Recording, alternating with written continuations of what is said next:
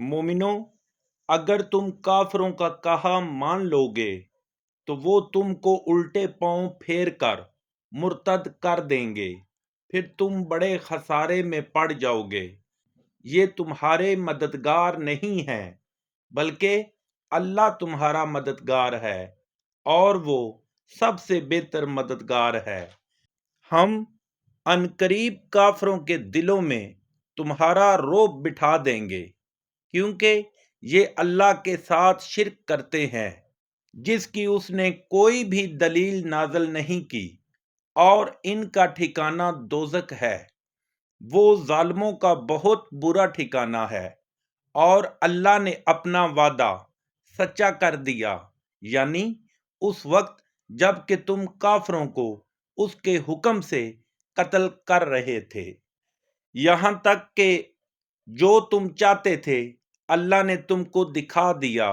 اس کے بعد تم نے ہمت ہار دی اور حکم پیغمبر میں جھگڑا کرنے لگے اور اس کی نافرمانی کی۔ بعض تو تم میں سے دنیا کے خواستگار تھے اور بعض آخرت کے طالب۔ اس وقت اللہ نے تم کو ان کے مقابلے سے پھیر کر بھگا دیا تاکہ تمہاری آزمائش کرے، اور اس نے تمہارا قصور معاف کر دیا، اور اللہ مومنوں پر بڑا فضل کرنے والا ہے۔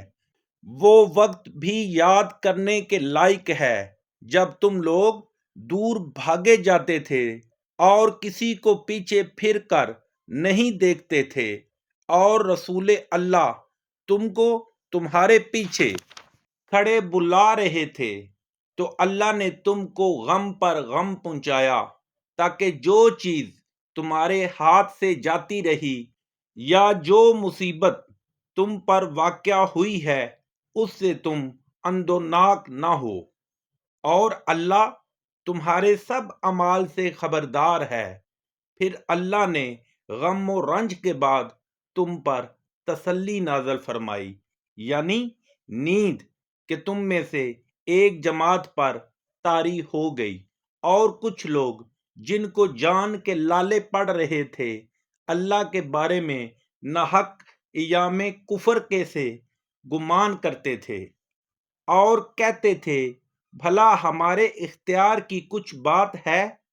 تم کہہ دو کہ بے شک سب باتیں اللہ ہی کے اختیار میں ہیں۔ یہ لوگ بہت سی باتیں دلوں میں منفی رکھتے تھے جو تم پر ظاہر نہیں کرتے تھے۔ کہتے تھے کہ ہمارے بس کی ہوتی تو ہم یہاں قتل ہی نہ کیے جاتے۔ کہہ دو کہ اگر تم اپنے گھروں میں بھی ہوتے تو جن کی تقدیر میں مارا جانا لکھا تھا وہ اپنی اپنی قتل گاہوں کی طرف ضرور نکل آتے۔ اس سے غرض یہ تھی کہ اللہ تمہارے سینوں کی باتوں کو آزمائے، اور جو کچھ تمہارے دلوں میں ہے اس کو خالص اور صاف کر دے، اور اللہ دلوں کی باتوں سے خوب واقف ہے۔